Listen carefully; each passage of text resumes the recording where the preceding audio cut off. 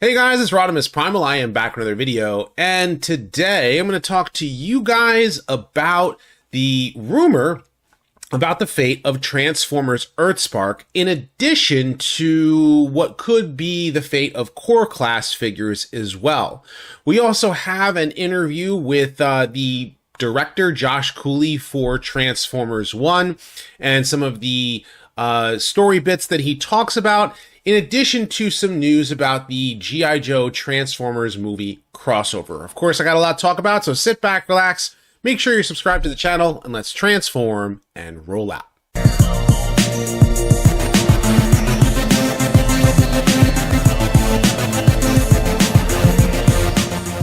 Consider supporting the channel on Patreon, becoming a channel member, or purchase some merch. Links are in the description below.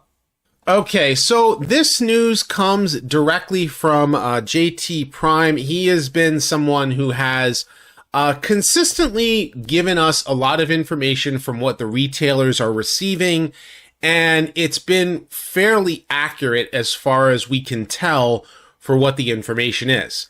Do we know everything? No. And a lot of this is speculation. It seems to be what the information is.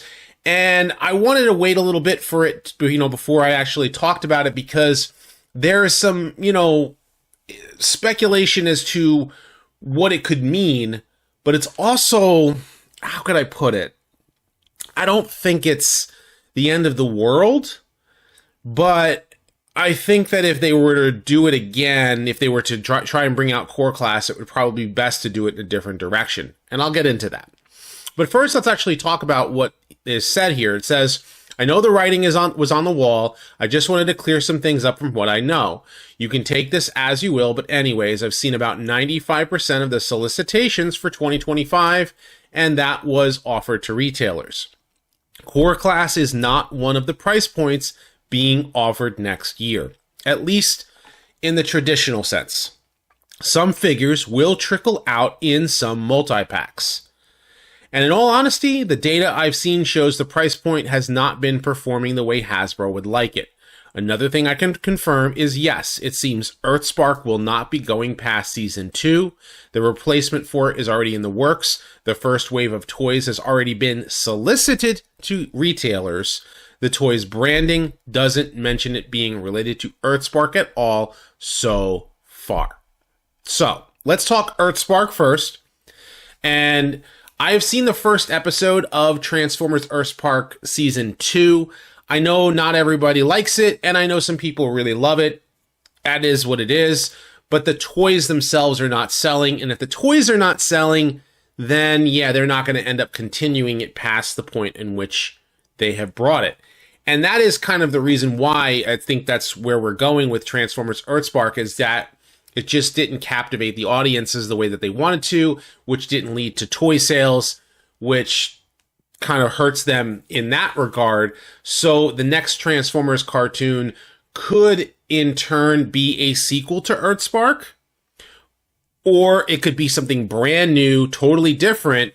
And it could even be, let's say, who knows? Transformers 1 is coming out, and maybe this next Transformer series might be a sequel to that.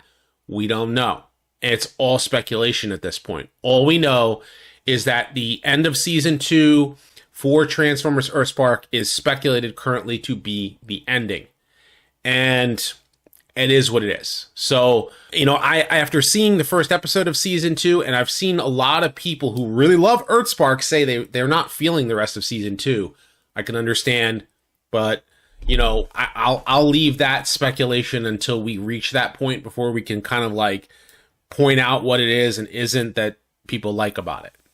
But the core class one is an interesting one, because what was the point of the core class figures coming out? It was meant to be like this affordable, small size Transformers that are coming out that you can, give as a quick gift.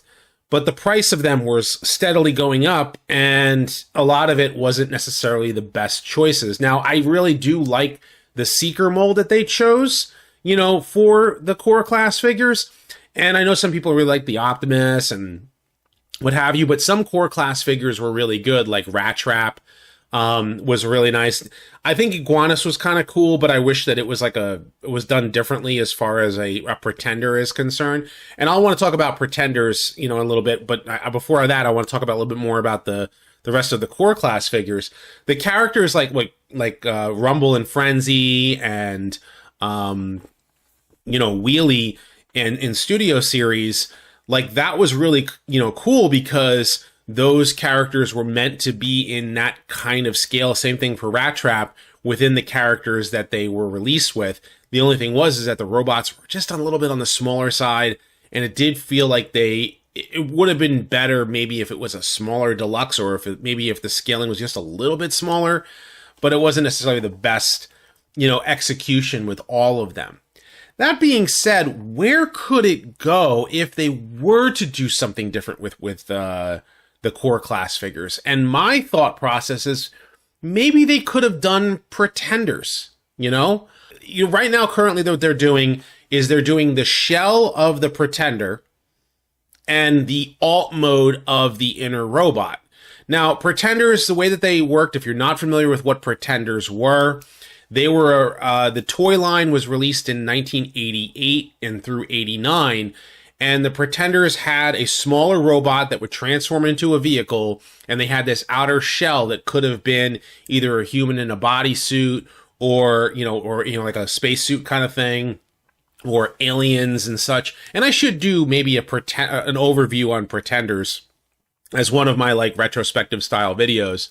But maybe if they were to do Pretenders in the future, it might have been kind of neat if the shell had an alt mode in let's say Voyager scale or deluxe scale.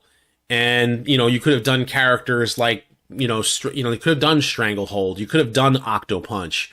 And give those weird, shells alt modes that transform kind of like the way Thunderwing does. But the shell itself does open up so that the core class figures that you sold were the inner robot of the Pretenders. Kind of sell them separately, if you will. It would have driven demand. You had to buy one, you had to buy the other. That would have been a better selling point. But it didn't seem like they had a lot of direction as far as core class is concerned. So it's kind of concerning about the direction that they're going. But I'm not fully upset that it's, that not being sold this way. The only issue is, you have certain characters that would do really well in that scale, and they're going to be harder to get. So now things like Perceptor is going to end up apparently going to be coming out with Ratbat and, another cassette. You have to get Soundwave, so you're going to get Buzzsaw, you're going to get Ravage, you're going to get Rumble. So I already have the Rumble. I ended up getting the Netflix Soundwave, but I want Buzzsaw. So I'm kind of all right, so now the only way to get Buzzsaw is to get the re-release of that Soundwave. If they release the cassettes in any other fashion, where are they going to release Ramhorn and Ratbat are supposedly going to be coming with Perceptor. But I already got Perceptor, so hopefully it's a different robot that he comes with, that they come with. Those are kind of things where you look at it and you go, is this the best option for them to go? Could they have done a better, could they have made better choices as far as what they want to do with core class? And then it's the quality. People are going to speculate on the quality of the figures. But right now, this is rumor, and until we find out exactly what comes next, that's all it is speculation. Something that isn't speculation here is the San Diego Comic-Con exclusive from Symbiote Studios. They are doing a Sludge with quote-unquote battle damage. That one scene where Devastator smashes him and his eyes literally pop out in a cartoony fashion. And it might not have been something that they would have kept if they had more time. It would have been a joke thing, and then they would have changed it, but they didn't. But it is kind of funny that they do this to have the cartoony aspect of it, and it is kind of cool. So anybody that's going to San Diego Comic-Con can get their hands on the Symbiote Studios Sludge. But going into the next movie, this is where I want to preface this before anything else. I may be an old school G1 guy that's been here, part of this franchise since the beginning. I am looking forward to hopefully seeing new Transformers fans get excited for Transformers 1, and hope that the movie does bring in some new audiences, some new fans, like to, younger fans into the Transformers franchise, and maybe they'll explore some of the older stuff that I enjoy, which is Generation 1 and Beast Wars. That's what I'm hoping comes out of Transformers 1. That being said, I do wish that the storyline was following some of the older lore, but here they're creating some new stuff, and that's where that Josh Cooley talks about here. He says that the deleted gladiatorial fights and ILM's work on the film. So the Transformers movies have been streamlined as a continuity, the Transformers movies have as streamlined a continuity as the Fast and Furious series from the franchise's inception, where the US and Japan had different continuities, to the live-action movies retconning themselves with each new installment. Now comes Transformers 1, coming out September 20th, a movie set before the live-action films or even the 1986 animated film, but don't expect it to connect to that directly to those titles. Stop it. It's going to be a new continuity. That's just kind of how I'm going to look at the movie. Instead of this beginning a new standalone yet still connected continuity. Stop. It's not connected. It's not connected to anything.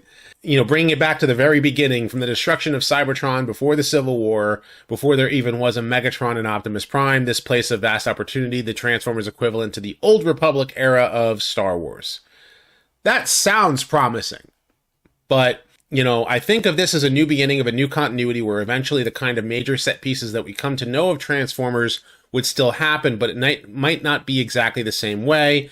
Director Josh Cooley told IndieWire after work in progress screening of Transformers 1 at the Annecy Animation Film Festival, to think that this film can begin a story that could just keep going with or without me, that feels right, because it's so much bigger than just a story.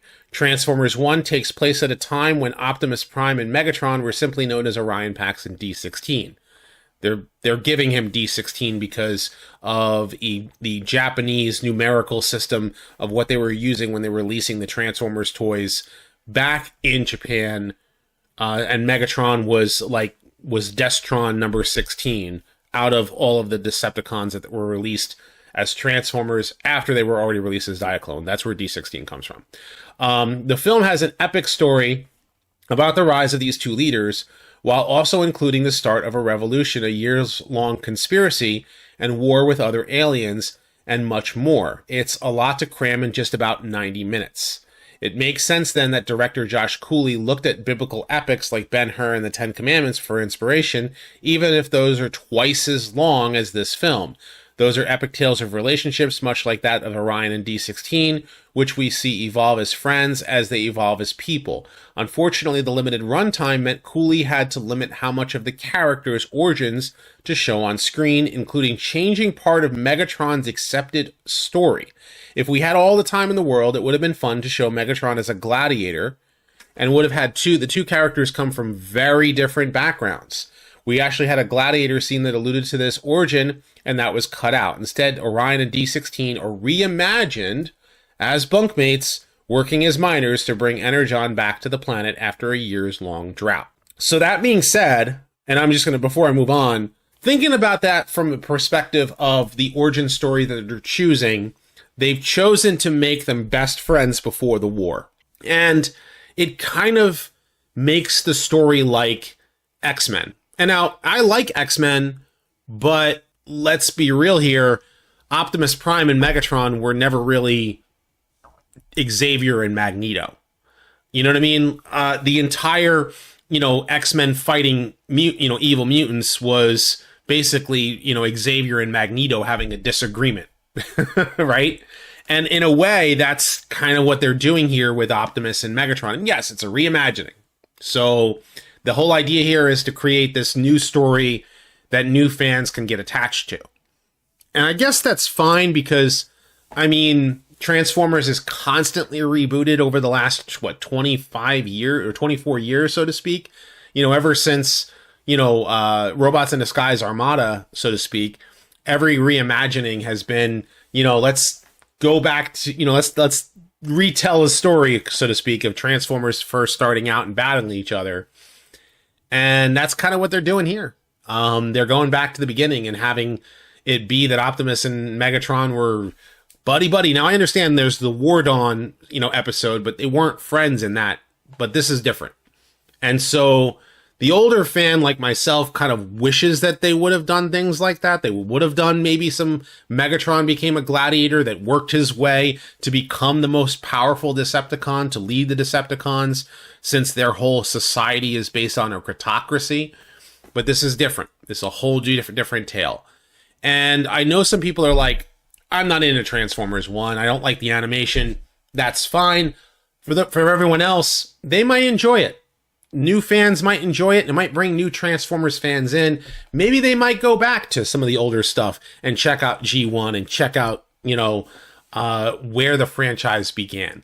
That's kind of what I'm hoping for out of this movie. It looks to be like a 90-minute Transformers film telling an origin story in its own unique way. And let's just hope the movie is good. That's kind of what I hope. But after that, G.I. Joe Transformers crossover movie lands Jurassic World writer Derek Connolly. So the guy who wrote the Jurassic World movie and wrote a bunch of other movies as well is going to be penning, as well as Detective Pikachu, is going to be doing G.I. Joe Transformers as the crossover. So now this is going to be the sequel to Rise of the Beasts, and they're going to bring in G.I. Joe. And from what everything is being said here is that the movie is going to kind of shrink the cast down, try to bring some of the, smaller number of Autobots into, smaller number of Autobots, smaller number of Joes, and hopefully they have some Cobra characters in there as well, because they've got to have Cobra. I'm hoping that they do Decepticons well, because that's what's been missing. Since like Bumblebee had competent Decepticons, but I really wanted, like, if you were going to do, a big giant battle for its sequel with Rise of the Beasts, I would have hoped that the Decepticons would have been a bigger threat. But, here the G.I. Joe Transformers crossover doesn't look like it's even going to have Decepticons. So we don't even know. All we know is that Derek Connolly is currently writing it and that Chris Hemsworth is somehow going to be attached to it. Hopefully he's not voicing the voice of Optimus Prime moving forward, as much as he may be doing an okay job with the Transformers 1 movie. Transformers in G.I. Joe, he may be replacing Peter Cullen moving forward. I don't know if fans are going to be happy about that. We'll see. I don't know if it's all going to end up being good, because this franchise has had so many roller coasters over the course of the 40 years of history that the franchise has been around. We've had changes, big and small, some more crazy than others, and yet we still see these characters that we know and we love, and we want to see these characters continue. I just wish that there was one, kind of more of a unified, universe that we moved forward from, instead of just constantly rebooting upon rebooting upon rebooting, because, a lot of times what happens is that, like, you get a fan of one, and then the next series comes along and it's a brand new continuity again, and it was only like 5 years later, and you basically left behind the fans of that other series. This is the reason why Prime and animated fans go neck and neck with each other. It's kind of the reason why Bay fans and G1 fans go neck and neck with each other. Like, they just don't see eye to eye. And my hope is that, we can come up with a Transformers, series moving forward that, can kind of unite the fans, and we can all enjoy it and not get so riled up about it. I love the older stuff, but, the newer stuff is designed to try and reach that newer audience, because if you don't reach the newer audience, the franchise is going to have a harder time continuing. And with that said, I want to know what you guys think about this. Are you excited for G.I. Joe Transformers? Transformers 1? What do you think about the core class stuff? And are you a fan of Earthspark or not? Of course, leave your thoughts in the comment section down below. Be sure to thumbs up this video and subscribe. Check out my other videos as well. I have many more Transformers videos like this coming soon, so stay tuned for all that. And as always, guys, until next time, till all are one.